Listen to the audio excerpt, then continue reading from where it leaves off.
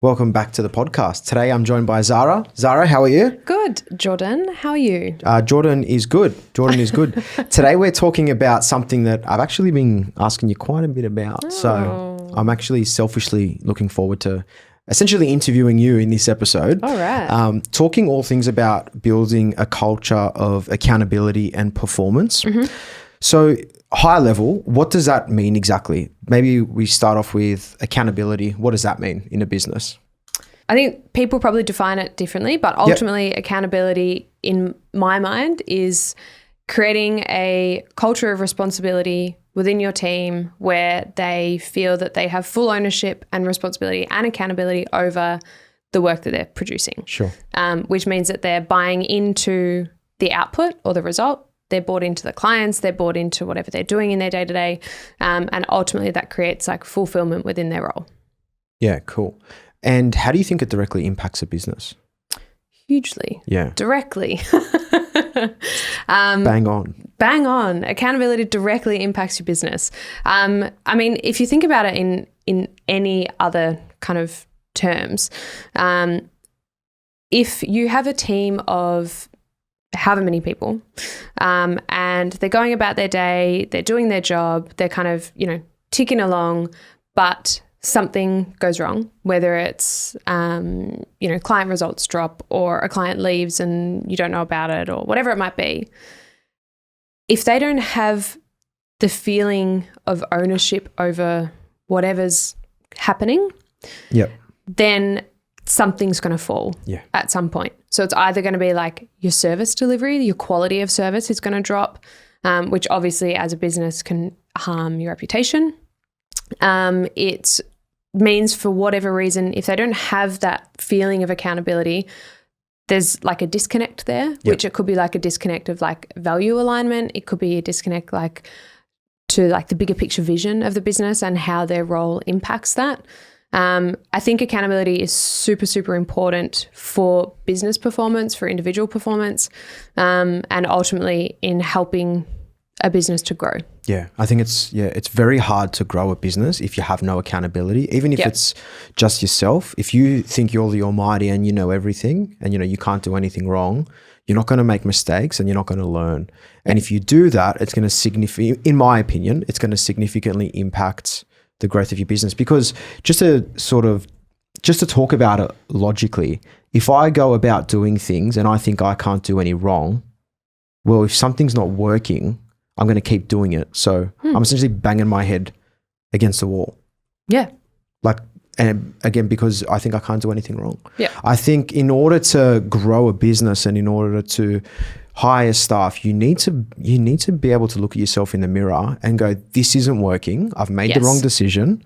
I'm going to pivot now and I'm going to do something else. Yeah. I've done that so many times. I've made the wrong decision. Whether it's what's an example? A piece of software. We need to do this. Did it, put into practice. Crap. Didn't work. Yeah. Whether it's SEO, we did SEO for a bit. Mm-hmm. That was actually pretty good. We shouldn't have stopped doing that. Actually, I don't know why we stopped. I don't know why we stopped doing that. But there's in business, you have to be able to pivot, and in order to pivot, you need to be able to look at yourself in the mirror and be okay with making a mistake. Absolutely. I think I was coming at it from an employee perspective, but as a business owner, it's so much more important to be accountable for your decisions that you've made. For sure. Well, let's touch on that from the staff side of things as well. Yeah. Where does that fit into the puzzle? Yeah, I think so. I mean, I think first and foremost is like as a business owner, you need to figure out where you sit and like what you're accountable for. And like as an example of like a decision that I made was like a $20,000 sales course that we took on that, we shouldn't have done it. But anyway, we live and we learn and we go, okay, cool. Didn't make sense. We thought we needed it. Didn't work out for whatever reason. But then I think being able to show that to your employees is really important. Like show that you can take accountability whether things work out or not. Yep. I'm sure we've all I know I have definitely been a part of an organisation where leadership has made a decision, it has flopped and they've blamed it on other people. Really? They've blamed it either on someone else that was in the team, they thought it wasn't a great idea, but someone encouraged them to make that decision anyway. And I think it just kind of then creates this like lack of like transparency sort of conversation, or like just this culture of like lack of transparency, because you're kind of like, oh, well, who did make that mistake? And oh, okay, so we're not owning our mistakes, and we're not learning from our mistakes. And I think what we've spoken about before, when you do start to own your mistakes, I think there's like a culture of like risk taking that's important. And I think if you create the right culture that like taking a risk is a good thing. Yep. Obviously a risk within, you know, not like a random risk, but like a calculated risk. It could be like a conversation with a client. It could be an upsell or whatever it might be. Yep. But if you take that risk and then, like you said, like it doesn't work out, then it kind of makes it okay for everyone to be like, well, I tried, it didn't work. This is what we learnt not to do. And these were the takeaways from that as well, because I think it's just as important to learn from what doesn't work out as to what does. So management would make a decision and then blame the staff if it went wrong. Different people or blame each other in the management team. Sounds like it was pretty toxic. Yeah, totally. But also like it created a really toxic culture of people blaming other people, or people not wanting to loop other people in when they might have the expertise to support that project, or to make that project go further and actually be successful, because they didn't want anyone else to have a direct impact on it. Then that person wasn't looped in. Yeah, okay.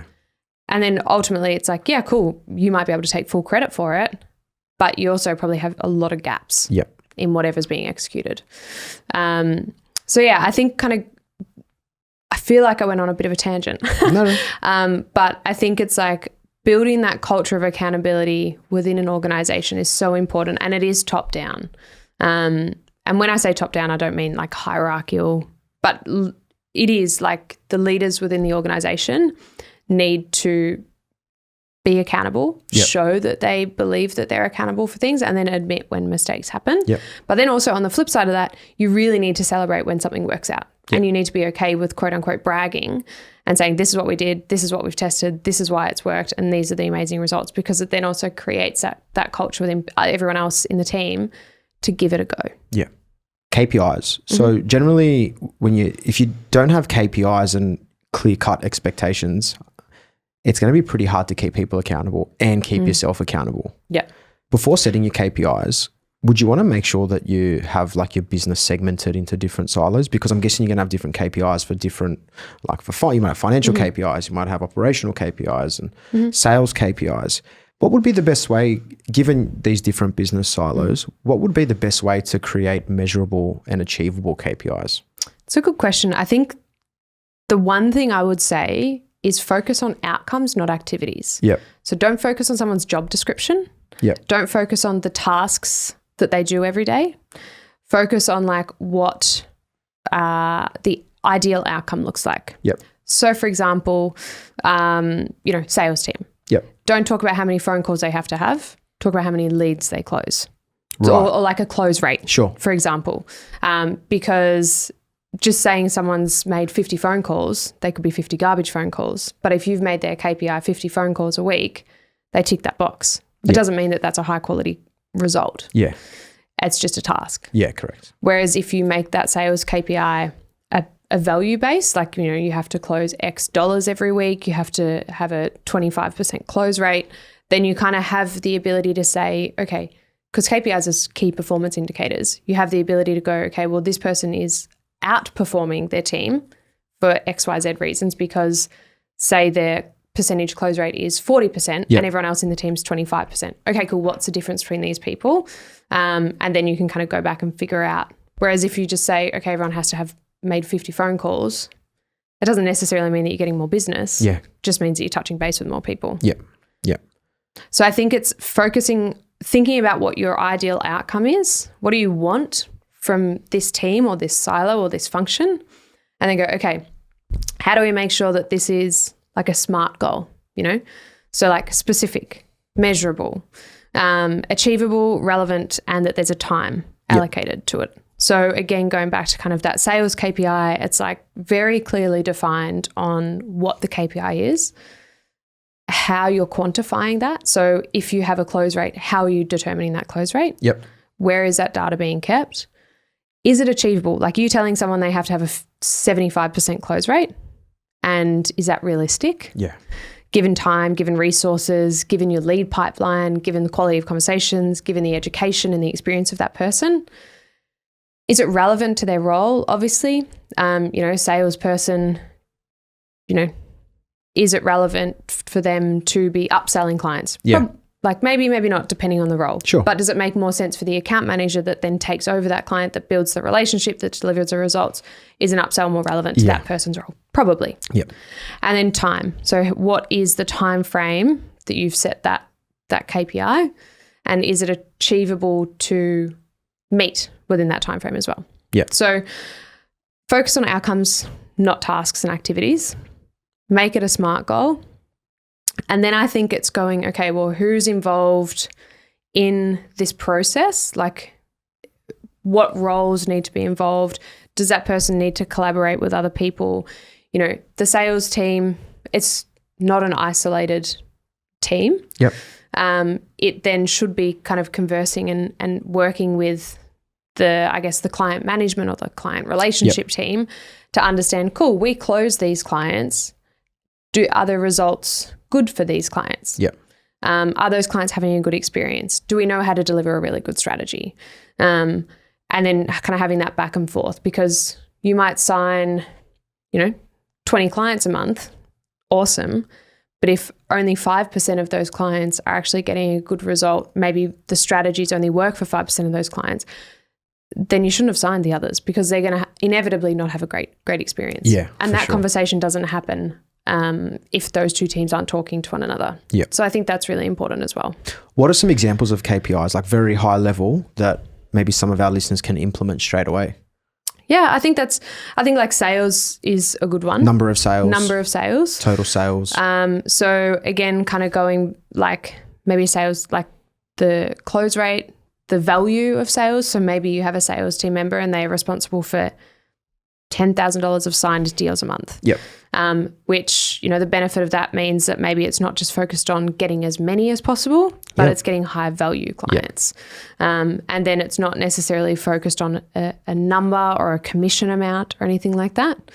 I think sales is a really easy one. I mean, the other one would be like stuff or like client retention rates, and how long that would be. So say you have 3-month contracts or 6-month contracts, whatever kind of industry you work in. Yep.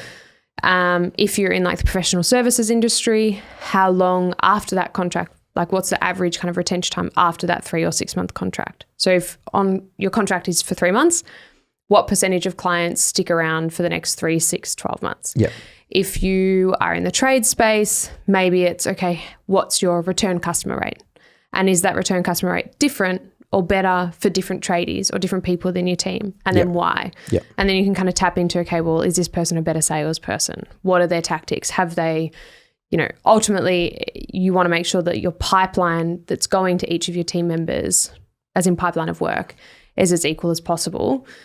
So it's not that one person's getting really great quality leads and someone's getting duds, but it's that, you can then kind of go back through everything and say, okay, well, this person's clearly doing a really good job. Why are they doing a really good job? How can we analyze that and get the rest of the team to learn from that person? For sure. That's probably like a customer lifetime value is what that would be. Maybe another one would be like customer acquisition cost, like how much it costs to bring someone into the business, bring a new client into the business, the total cost. So whether you have, if you have a sales team, is there a commission structure involved? Was there marketing involved in getting that person? I think sometimes customer acquisition cost, I've worked in different agencies where the customer acquisition cost is only allocated to like, it costs this much was what we spent on marketing and this is how many clients we got out of it. Yep. Okay, but your sales team gets a 5, 10, 15, 20% commission rate. Okay, let's take that away. Or let's add that to the cost. And then so factoring all of those things in, I think being really holistic when you are coming up with these KPIs, because the last thing that you want to do is say our, customer acquisition cost is $500 per client, for example, and they stick around for 12 months on a $500 contract, whatever.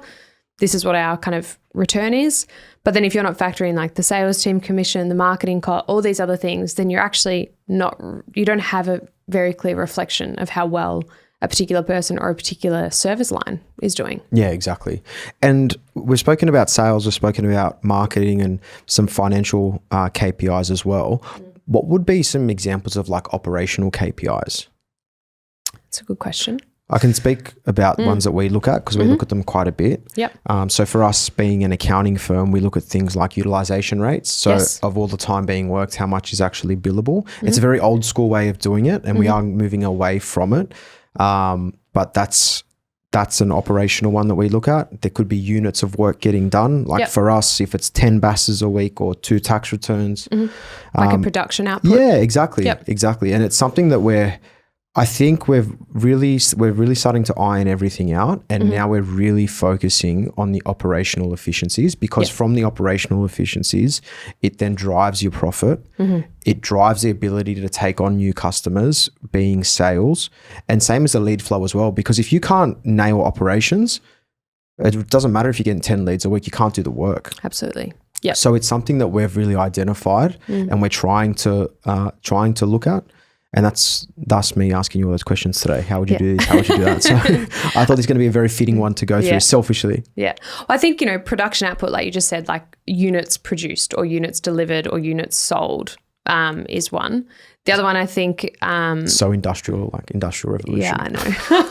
But it's like, it doesn't really matter what industry you work in terms of like a certain number of units sold or produced or created or delivered. Yes. It works for accounting work. It works for, marketing. It works for e-commerce. It works for manufacturing. You could also have a look at like your delivery turnaround, like your on-time delivery rate. Because again, if you're thinking about how many clients are delivered their, parcels on time, how many clients receive their tax returns within the time frame that's stated. Oh, there was an eye roll there. But just kind of, because that really helps you to be like, okay, cool. Are we on schedule? Yeah. And going back to that kind of capacity and like lead and people coming in, do we have the capacity? Like, is our delivery rate on point? Are we delivering everything within the time frame that we've set? Or do we need to work on that? And then do we need to look at other efficiencies within the business?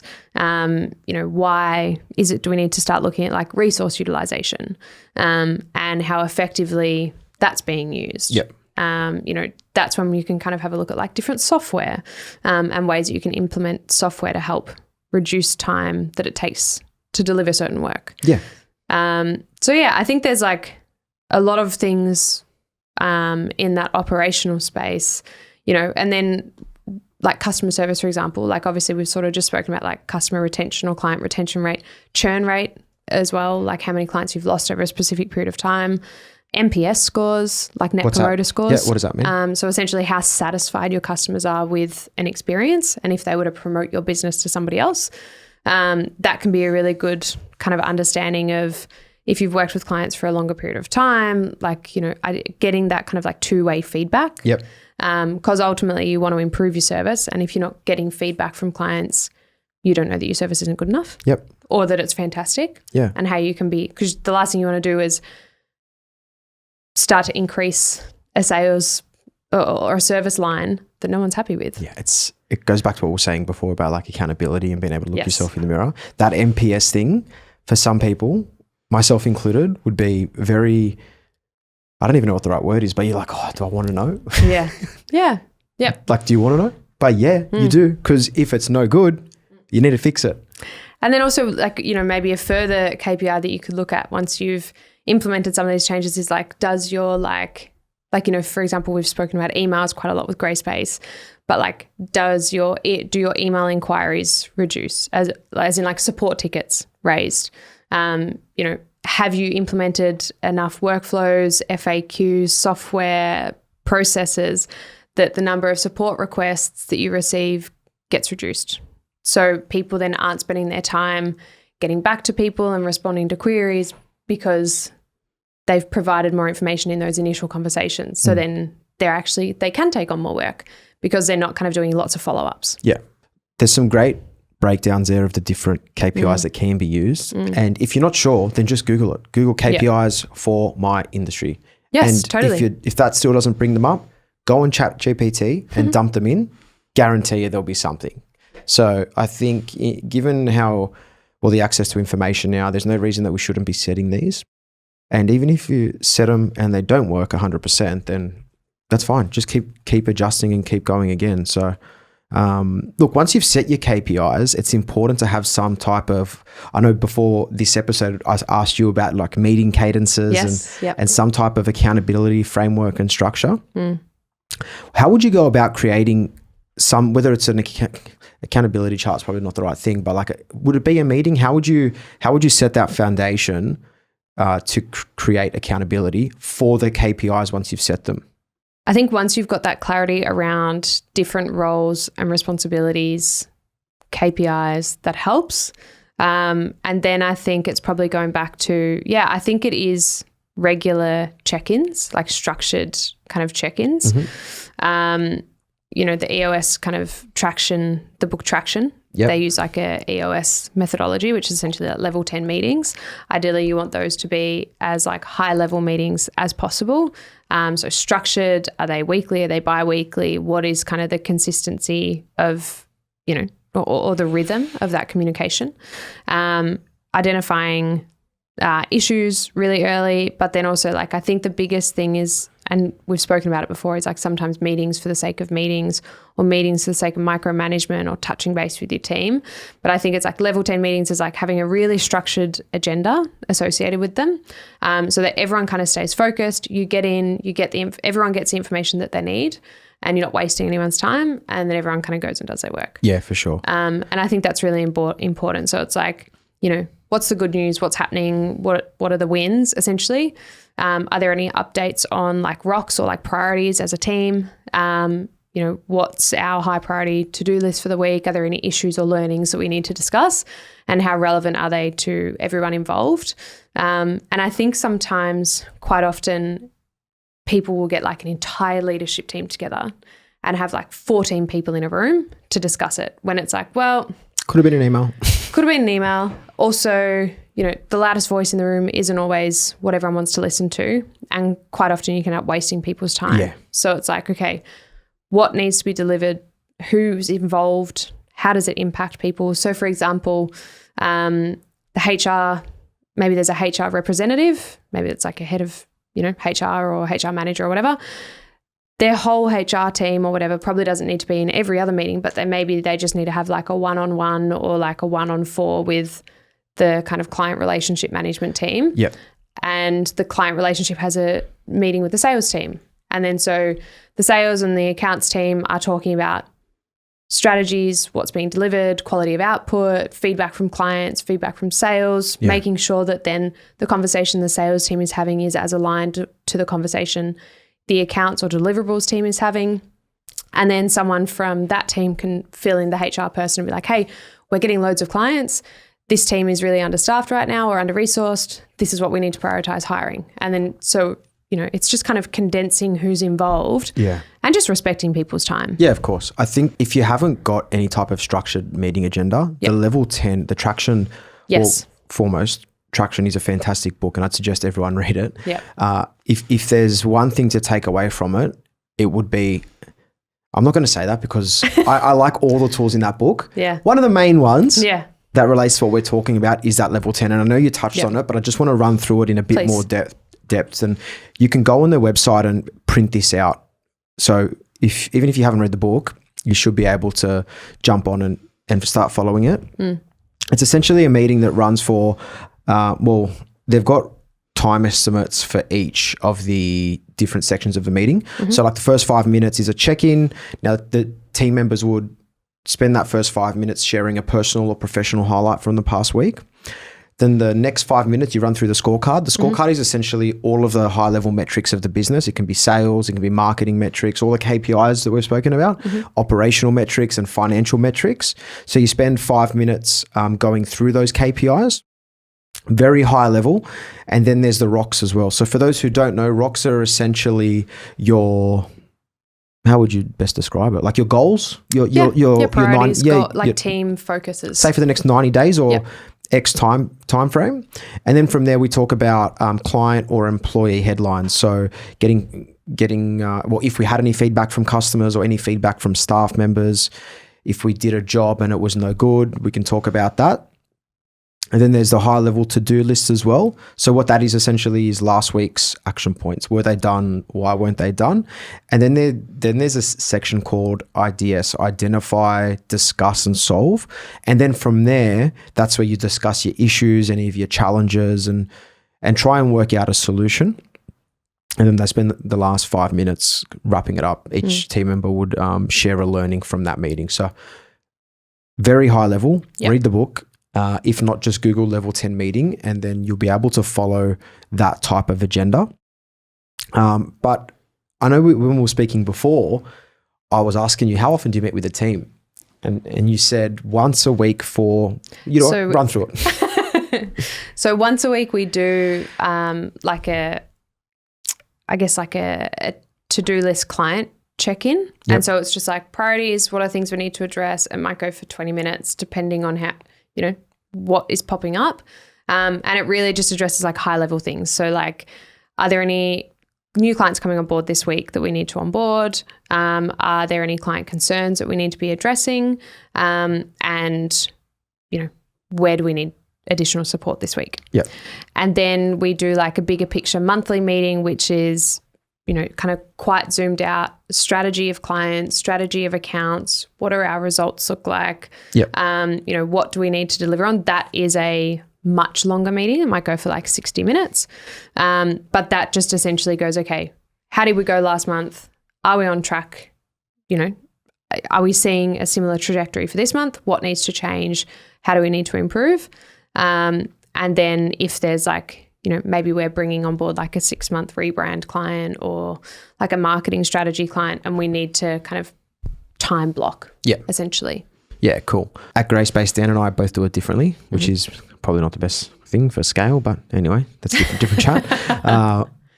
I do a catch up every Monday morning, Wednesday morning, and Friday morning with the whole team. And then from there, we discuss mainly just workflow. We start the meeting obviously talking about personal things. How was your weekend? What's been going on? Yep. Because we're all humans and it's not just about work. So once we do that, that's when we start to dive into the workflow. And I was chatting to you before we were jumped on this episode, but at the moment it's pretty, I wouldn't say ad hoc, but it's sort of like, what are you working on? And I want to try and get a bit more structure around it. Even like the level 10 meeting, like I look at that, and from a high level perspective, I think that's fine. And that's great for maybe a manager's meeting or a meeting between partners in a business or directors. But if we need to get granular, and when we do our workflow meetings, we're talking about specific jobs. Yeah. So like we would be doing, call it, 500 buses a quarter. Well, where are we at with that? What are the bottlenecks? Are we waiting on clients getting us documents back or whatever it is? Sometimes there's specific holdups on jobs. And that's why I think that we need to have a specific agenda for what we call workflow. Yep. And that level 10 is more of a higher level discussion that Dan and I have. What are there any fires we need to put out? Is there issues with certain clients? Why? Is it a communication thing? What is it? So that's how we do it. It's a work in progress, and I think it'll forever be a work in progress as we continue to grow. Yeah. But long as you're trying new things, and that's what I tell myself anyway. That's what Dan and I say. So long as we'll try and stress test it. It could work at X revenue, but may not work at Y revenue. So it really does depend, and you'll forever be evolving, is what I think. I mean, in traction, there's traction. There's also scaling up. Vern Harnish, and they both have different ways of doing meetings, and they're for massive businesses. So there's heaps of ways of doing it. It's just finding one that works for yourself and your business specifically. Yep. Yeah, absolutely. I think the thing that you said at the start too, there's two things I want to touch on. When you said, you might have like 500 buses that you have to do for clients, does each team member have a particular number that they're responsible for, or is it like that's your team is responsible for that, or Grey Space is responsible for that.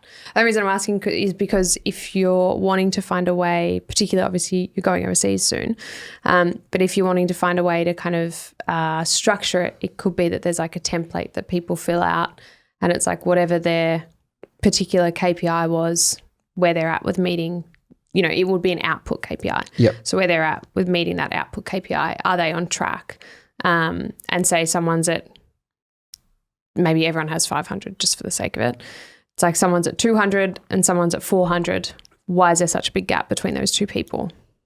Yeah, and then I guess the conversation becomes on the gap rather than, you know, and improving the process and refining that process and the efficiencies. And it could be like a software thing, a resources thing, could be an education thing, could be a support thing. And then you can kind of really define and support each person in their ability to meet that KPI. Yeah, for sure. It's something that I do want to set like relatively soon. So this week I'll probably work on it over the weekend, because I do want to try and implement something before we go that has that, like X person's responsible for these 50 clients. So it's something that I've been putting off, to be honest, because it's a big exercise. Yeah, so, totally. But we'll get to it. What are some tools you can use? It's a good question. There's quite a few out there, and there's a lot that, you know, they all kind of do a similar sort of thing. Like obviously you've spoken about Carbon, yes, which is an accounting specific. Yep. Other ones that we've spoken about on the podcast before is like Monday.com. Yep. Asana, which works in a very similar way. Trello works in a very similar way. ClickUp. Essentially just understanding kind of what, I guess, functionality you need. And from there being able to say, okay, well, this is, you know, Monday.com is really great for project management and CRM, for example. Maybe Asana is really fantastic for like team collaboration and communication, project management, but project management for a bunch of different people. Monday, I like Monday. It's really visual. Aesthetically, it's nice pleasing colours to look at. Nice colors. Good for the sensors. Yep, good for the sensors. You can kind of, you know, it just works really well. It's very user friendly. Yep. But yeah, then there's obviously like Carbon HQ, which you've spoken about quite a few times, which is really like workflows, client communication, like, you know. Very I think it is only account for accounting firms. Yeah. But if you're not an accounting firm, give it a crack. Yeah. So I think it's just, and then obviously other tools like, you know, that we've spoken about for businesses is like Xero or MYOB. And then obviously other things like, you know, what does your internal communication look like? Yep. We use Slack, you guys use Teams. We also use Slack. You also use Slack. Apologies. That's okay. We're not dinosaurs. The Rask team uses Google Workspace. It's all really different. I prefer Slack. Again, I think we also do Slack with clients. It's really easy. You can access it on your phone. There's an app. But yeah, I think it's just understanding kind of what trends you have in your business. Like, do you have like a lot of remote work, and how does your systems and your workflow change for remote work? Yep. You know, you're not in the office collaborating as frequently. Communication like lines are obviously quite different, but how do you make sure that things aren't being missed as a result of working remotely? And then, you know, do you have any existing systems that need to be integrated with? I think that's something that we come across quite a lot, is someone goes, oh, I heard about this on, you know, this podcast, or I was listening to this, or I know someone else that uses this product. And so then they get it, they get really involved in it, and then they go, oh, it doesn't integrate with my CRM. Yeah, doesn't do what I need to do. And, you know, so I think it's like doing the research before diving straight in and downloading a software and paying for an annual subscription. Yeah, couldn't agree more. One of the other tools that we use, it sits in the background of all of our meetings. So I'm not sure if you've seen it come in. It's called Fireflies AI. Yes, I have. And it is fantastic. It takes meeting notes. It gives you like action points for whoever was talking. So that way, when you have a Teams meeting or a Zoom meeting, we've now linked it into our workflow. So it automatically goes onto the like timeline, but you can have it just export to a Word doc or whatever you want. And it's just so much easier as opposed to like previously you'd be writing notes and, oh, I missed something. Whereas now the summary is that good where we don't take notes in meetings anymore, online meetings that is. So it's just fantastic. Like, that's awesome. To utilize these tools, it's just great. It'd be silly not to, given how much time it can save you. we've spoken about KPIs, we've spoken about accountability and structured meetings, performance reviews. How do you get them right, and what's the right way to structure them? It's a good question. And there's a lot of discourse out there around performance reviews. And I think quite often people will say, my business is too small, I don't need performance reviews, I've only got 3 people, or, whatever kind of the reason might be. Performance reviews are so important for so many reasons. Aside from obviously you as a business owner having like total visibility over where somebody's at and how somebody's working, but it's also for the employee to focus on like and see a bit of a vision for and have a purpose for what they're working towards, and just kind of creating this like collaborative team, I think is really important. So, I mean, in terms of how to structure them, how to make them meaningful, structure is number one. Like having so both parties know what the expectation is, I think is really important. Yep.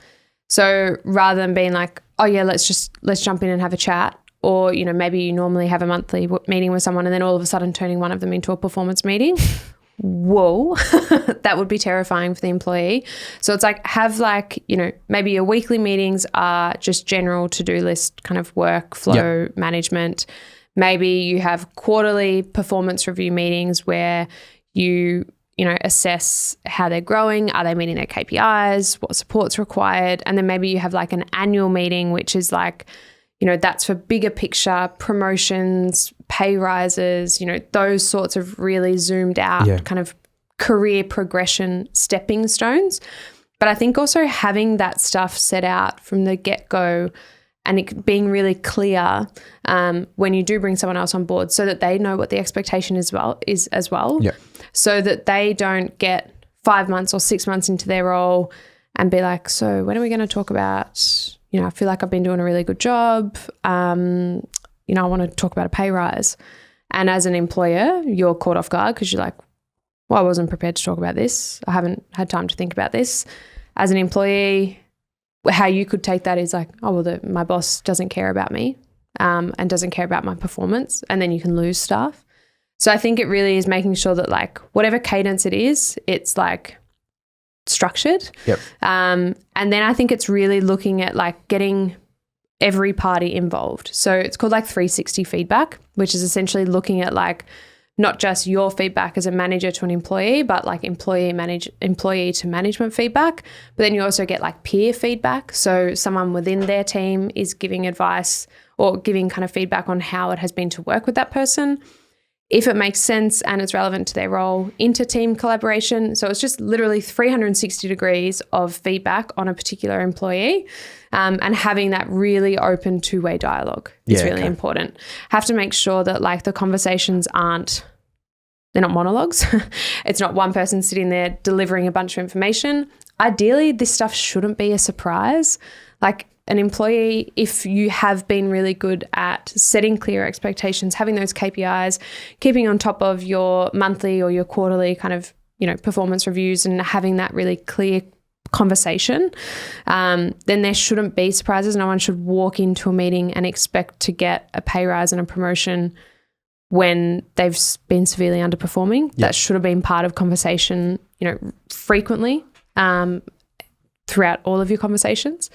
I think sometimes that's maybe on the flip side, people hold off on having certain conversations until that scheduled quarterly review, which then comes as a surprise, because if you can imagine as an employee, you're doing your job, 12 weeks goes by, you think you're doing a great job, you get ready for your, quarterly review, and then all of a sudden you go in there and your manager's like, so you haven't been meeting your KPIs, this hasn't been good enough, blah, blah, and then you really disenfranchised. Yeah. So I think, in terms of feedback all the time, like constantly, specific timeliness. So like if something pops up, address it straight away. Don't wait 3 or 4 weeks. If something pops up on a Monday, if there's time and it's worth it, then, let's talk about it right now, or let's talk about it within 24 to 48 hours. Providing feedback, positive and constructive feedback at the same time is really, if someone makes a mistake, kind of dive into like, why is that mistake being made? Let's focus a little bit on the behavior, how that's happened. Were there things missing? Action-oriented kind of language, I think. What steps can we take to make sure that this doesn't happen in the future? Really important. And then also making sure that everyone in the room understands, so that it's not just you as a leader or a manager like monologuing to someone about what they need to do. It's making sure that you've opened up the conversation, that they can provide feedback, but then also that they understand why the purpose of the feedback, what was provided, how they can improve or how they can develop as a result of that, and make sure that there's like, if they're not on the same page, you need to find a better way to deliver that information. What are some common mistakes that small business owners make when doing these types of performance reviews, and how would you avoid doing them? I think quite often people can go, oh, well, we're just a small business, just do your job. Yeah. When, I don't know about you, but I wouldn't want to be in the same position in 10 years' time or 5 years' time or even 2 years' time. Yeah. You get bored. Yeah, I agree.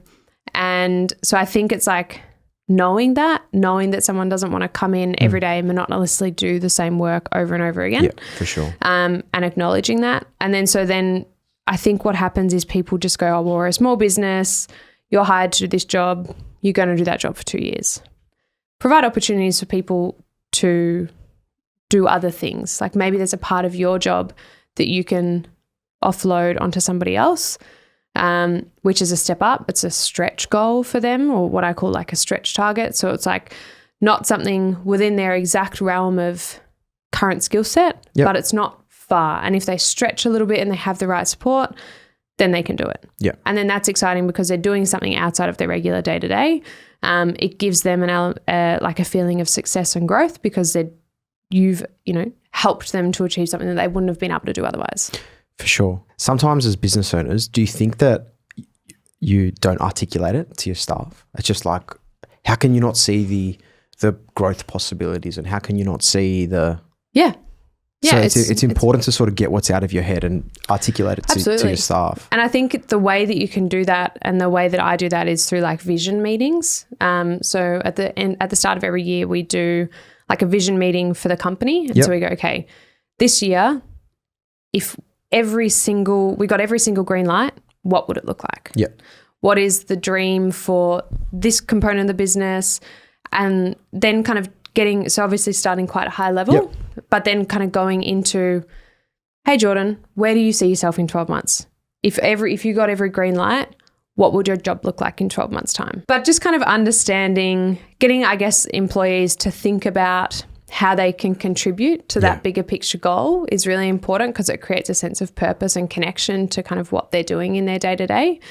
And then just helping them to, together, it's not you just coming to them being like, cool, so I really want you to take on this area of the company, or I really want you to progress in this area. And the employee doesn't care about it at all. Yeah. And then they feel like it's just another task or another job that they've been lumped with, rather than an opportunity for growth. Yeah. And upskilling and expansion. So vision meetings, we talk about them in the Inflection course quite a bit, but that is something that I think is really important. And then you do like a mid-year review on that vision meeting. And then you can obviously do like at the end of the year.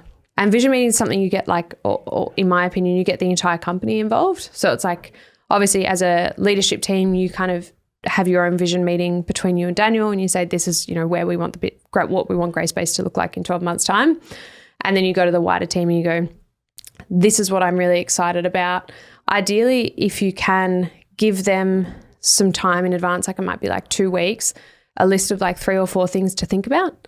So then they can collaborate in that vision meeting on what the company looks like. And through those conversations, you can also get an idea of like, okay, what are you here for? Like, are we on the same page? Are you thinking bigger picture?